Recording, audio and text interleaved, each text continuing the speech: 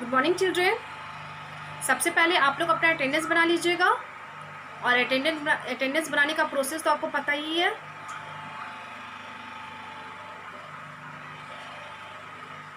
उसी प्रोसेस के अंतर्गत आप अटेंडेंस बना लीजिए। क्लियर? और आप सभी बच्चे नोटबुक ओपन कर लेंगे। आप चैप्टर यहाँ पे 4, मैं चैप्टर 2 कर दी। चैप्टर 4 हम पढ़ रहे थे क्लोथ्स वी वेयर, है ना, कपड़े जो हम पहनते हैं। तो उस चैप्टर को हमने कंप्लीट कर लिया था, अच्छे से समझ लिया था सारे पॉइंट्स को कि वाई, है ना, what are clothes, why do we wear clothes, sources of clothes, seasonal clothes, type of clothes, है ना, special clothes, traditional clothes and care of clothes. ये सारे पॉइंट्स को हमने क्लियर कर लिया था। तो कल जो हमारा टाइम बचा था इस चैप्टर को पढ़ाने के बाद, तो हमने क्या था कि ओरली ऑब्जेक्टिव क्वेश्चन को बना लिया था। और मैंने कहा था कि उसको नेक्स्ट क्लास में मैं क्या कराऊंगी, बोर्ड पे लिख के समझा दूंगी और आप सभी बच्चे जो बना लिए मैच कर लेंगे, जिनके पास बुक है, और जिनके पास नहीं है वो नोटबुक में बना लेंगे। लेकिन उससे पहले मैंने कहा था कि आज के बारे में कि मैं आपको वर्ड मीनिंग लिखाऊंगी इस चैप्टर से रिलेटेड। तो आप सभी बच्चे नोटबुक ओपन कर लीजिए और नोटबुक में वर्ड मीनिंग लिखिए। तो सबसे पहले डेट डाल लीजिएगा, डेट डालने के बाद चैप्टर लिखिएगा, चैप्टर 4 अब लिखना शुरू करेंगे। उसके आपको क्या लिखना है, रिमेंबर, REMEMBER, रिमेंबर। उसके बाद word meaning, WORDMEANING, word meaning. Clear? तो ये लिखना है। अब हम नंबर डाल के लिखते हैं 1 बाई 1 करके। तो आपको क्लोज पता ही है, क्लोज में कपड़े होते हैं। बहुत ऐसा वर्ड है मैंने अंडरलाइन करके रखा है जो मैं आपको लिखाऊंगी। ओके, तो जैसे आप लोगों को ड्रेस भी पता है, सरप्राइज, आश्चर्यचकित करना, है ना, सरप्राइज देना, ये भी पता है। तो जो मुझे लग रहा है कि आपको नहीं मालूम होगा तो उस चीज़ को मैं लिखा रही हूँ। बहुत ऐसे वर्ड हैं जो आप क्लास 1 में पढ़ चुके हैं, जैसे हीट, ट्रेन, कोल्ड, और ये सब कॉमन वर्ड है जिसका आपको इंग्लिश आना ही चाहिए। क्लियर? तो आज हमारा पहला जो वर्ड है एब्जॉर्ब, ABSORB, एब्जॉर्ब, है ना। एब्जॉर्ब मीन्स क्या होता है, सोखना, सोखना होगा। एब्जॉर्ब मीन्स सोखना, किसी चीज को सोखना, है ना। जैसे एब्जॉर्ब, है ना, द स्वेट, पसीने को सोखना। तो कौन सोखता है, हमारा कॉटन क्लॉथ, सूती कपड़ा। तो एब्जॉर्ब मीन्स हो गया सोखना। उसी तरीके से हम नेक्स्ट लिखते हैं, जैसे स्पन, सेकंड हमारा है स्पन, SPUN, स्पन मीन्स होता है, स्पन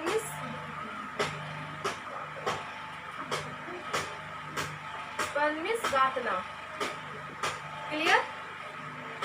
हमारा थर्ड है वर्ड YARN, अर्न मीन्स धागा या सूत, जिसको बोलेंगे सूत, है ना। और थ्रेड मीन्स भी धागा होता है, ये बात जान लीजिए। हमारा 14 नंबर है वोवेन, 4 नंबर है वोवेन, WOVEN, वोमेन मीन्स बुना हुआ। किसी चीज को बुनते हैं ना, इनकी बुनाई करते हैं, बुना हुआ। उसके बाद हमारा नेक्स्ट है सिंथेटिक, SYNTHETIC,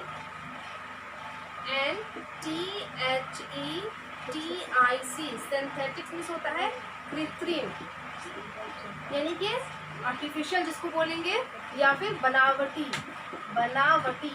आर्टिफिशियल और सिंथेटिक, इसका मीनिंग सेम है। इसके बाद fibre, FIBRE, fibre, BRE, fibre means रेशा या तंतु। बात एक ही है, रेशा यानी कि सूत, धागा एक ही है। अब हम लिखते हैं केमिकल, CHEMICAL, केमिकल मीन्स रासायनिक, क्लियर? प्रोसेस में होता है प्रक्रिया, है ना, क्रिया। तो हम दिखा देते प्रोसेस, PROCESS, प्रोसेस मीन्स प्रक्रिया।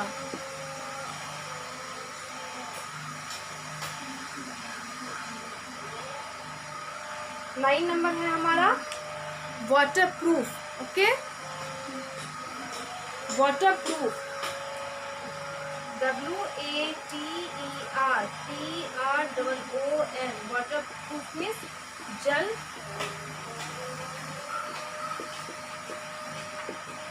रोधक। 10 नंबर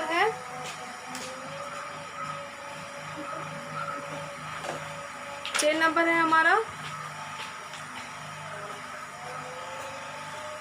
मलबेरी। जैसे मलबेरी आप जानते हैं मलबेरी एक फल है, बट मैं ऐसे लिखाऊंगी नहीं, इसे आप समझ लीजिए कि मलबेरी का मीन्स होता है शहतूत, है ना। शहतूत एक फल होता है, स्ट्रॉबेरी जैसा होता है लेकिन बहुत छोटा होता है। स्ट्रॉबेरी गोल ऐसा होता है और रेड होता है ना, उसी टाइप से रहता है। लीची जैसा रहता है खुरदुरा। स्ट्रॉबेरी अंदर में गड्ढा गड्ढा रहता है, लेकिन वो जो मलबेरी शहतूत होता है वो थोड़ा सा उभरा उभरा रहता है। क्लियर, उसे बोलते हैं। अब हम लिखाते हैं कोकून, है ना,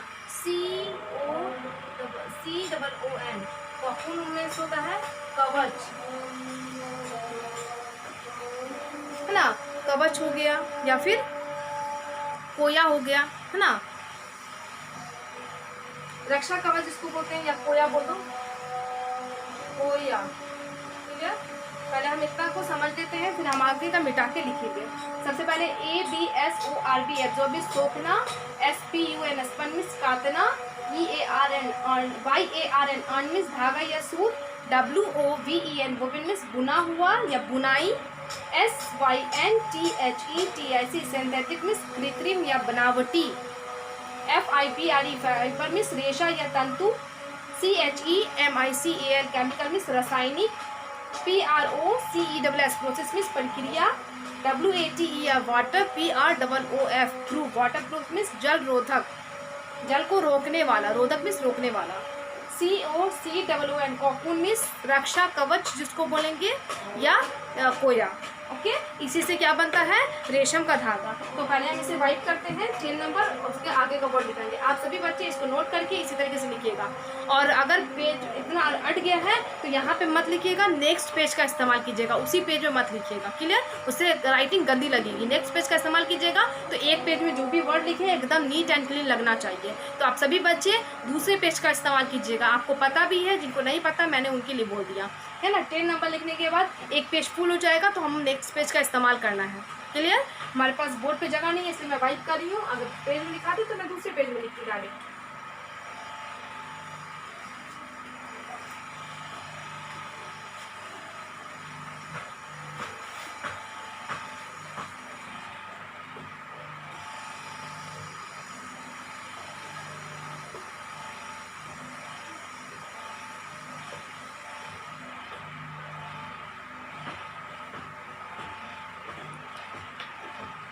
अब हमारा है 11 नंबर, DYE डाई मीन्स रंगना,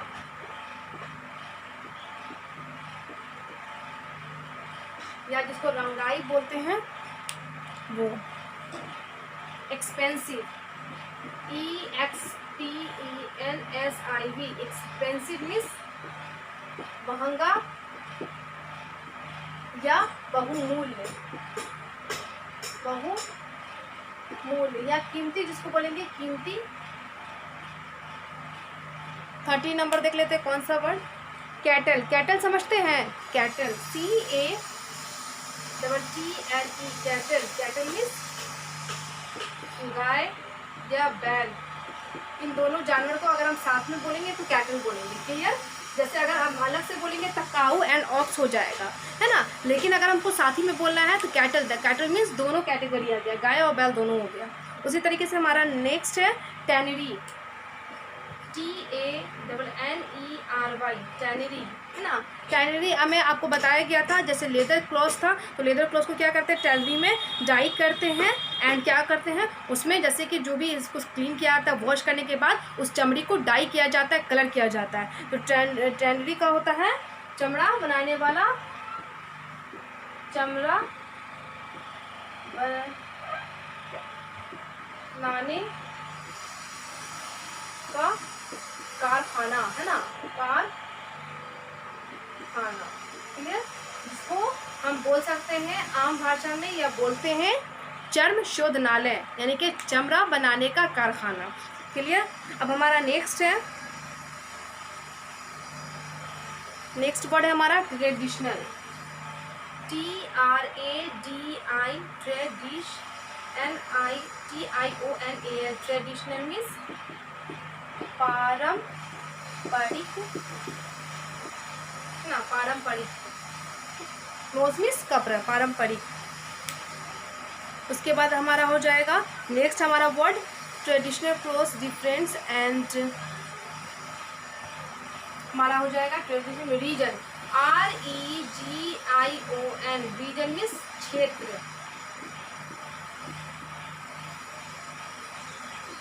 नेक्स्ट हमारा वर्ड हो जाएगा बिलोंग, है ना, बिलोंग, BELONG, बिलोंग मीन्स संबंध होना।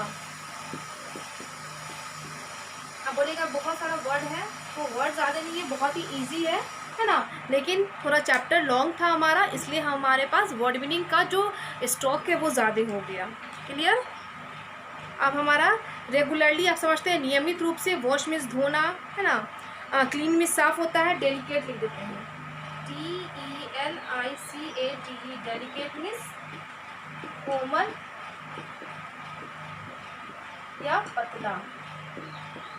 क्लियर। बस हमारा 18 वर्ड है, हमने 1 से लेकर 10 तक नेक्स्ट पेज में लिखाया और मैंने उसे पढ़ के समझा दिया, उसी तरीके से आप लिखिएगा और पढ़ के याद कीजिएगा। अब हम 11 नंबर समझ लेते हैं, 11 से 18 तक समझ लेते हैं और उसके बाद हमारा कंप्लीट हो जाएगा। तो हमारा क्या हो जाएगा, dye, DYE, dye, dye means रंगना। उसके बाद है 12 number expensive, EXPENSIV, expensive means महंगा या बहुमूल्य या कीमती या अनमोल जिसको बोलेंगे। 13 नंबर है CATTLE, कैटल मीन्स गाय या बैल, जानवर का नाम है। 14 number tannery, TANNERY, tannery means चमड़ा बनाने का कारखाना, है ना, जहाँ पे चमड़ा का प्रोसेस करके उससे कपड़े तैयार किए जाते हैं। उसका 50 नंबर है ट्रेडिशनल, TRADITIONAL, ट्रेडिशनल मीन्स पारंपरिक। REGION, रीजन मीन्स क्षेत्र। 70 नंबर है BELONG, लॉन्ग मीन्स संबंध होना, है ना।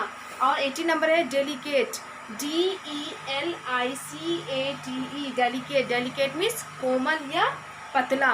तो आपको क्या करना है, अपने नोटबुक में इस वर्ड को नोट करना है। नोट करने के बाद जैसे मैंने स्पेलिंग किया उसी तरीके से याद करना है। आपको तो याद करने का तरीका पता है ना, वर्ड मीनिंग कैसे याद करना है, जैसे DYE, डाई, डाई मीन्स रंगना, इसी तरीके से आप स्पेलिंग करके उसके साथ मीन्स लगाइएगा, हर वर्ड के साथ मीन्स लगाइएगा। अब मीन्स लगाने के बाद आपको हिंदी वर्ड बोलना है। क्लियर। जैसे EXPENSIV, एक्सपेंसिव, एक्सपेंसिव मीन्स महंगा या कीमती या बहुमूल्य, इसी तरीके से आपको करना है। जैसे आपने पहले स्पेलिंग किया, फिर प्रोनाउंस किया, फिर मीन्स लगाया, और मीन्स हमको सारे वर्ड में लगाना, उसके बाद जो उसका हिंदी मीनिंग है तब हमें उसे बोलना है। क्लियर। इस तरीके से cattle, CATTLE, cattle, cattle means, है ना, गाय या बैल, इस तरीके से आप कीजिएगा। तो आज आपका ये वर्ड मीनिंग कंप्लीट हो गया है। इस वर्ड मीनिंग को आप सभी बच्चे अपने नोटबुक में नोट कर लेंगे और नोट करने के बाद आप याद कर लेंगे। तो आपका होमवर्क क्या है, remember word meaning of chapter 4, chapter 4 का वर्ड मीनिंग आपको याद करना है। तो CW में क्या करना है आपको, CW में इस वर्ड मीनिंग को 1 से लेके 18 तक के वर्ड को आपको नोट कर लेना है नोटबुक में। और आपका होमवर्क का क्या काम है, remember word meaning of chapter 4। Clear. आपका होमवर्क क्या है, remember word meaning of chapter 4, chapter 4 का वर्ड मीनिंग आपको याद करना है। मैं बार बार बोलती हूँ याद करने का तरीका कि आप कैसे याद कीजिए, है ना, एक बार में पूरा याद करना थोड़ा इम्पॉसिबल लगता है क्योंकि आप छोटे बच्चे हैं, है ना। तो आपको कैसे याद करना है, 5-5 करके याद करना है, 5-5 करके याद कर लीजिए, आपका याद है ना अच्छे से हो जाएगा। क्लियर। जैसे 18 वर्ड है तो आप कैसे कीजिएगा, तो 5-5 करके याद कर लीजिए, है ना, 4-4 करके याद कर लीजिए। इस तरीके से आप याद कर लीजिएगा तो बहुत अच्छा होगा। या जिन बच्चे का किसी का है ना विल पावर बहुत अच्छा होता है, याद करने की क्षमता ज़्यादा होती है, तो वो है ना 9 करके भी याद कर लेंगे, है ना, 9 × 9 18 होता है, वो याद कर लेंगे। जैसे आपको सुविधा हो रही है आप याद कीजिए, सबसे अच्छा है 5-5 4-4 करके याद करके अपने पेरेंट्स या जो भी आपके स्टडी में आपको हेल्प करते हैं आप उन्हें सुना दीजिए।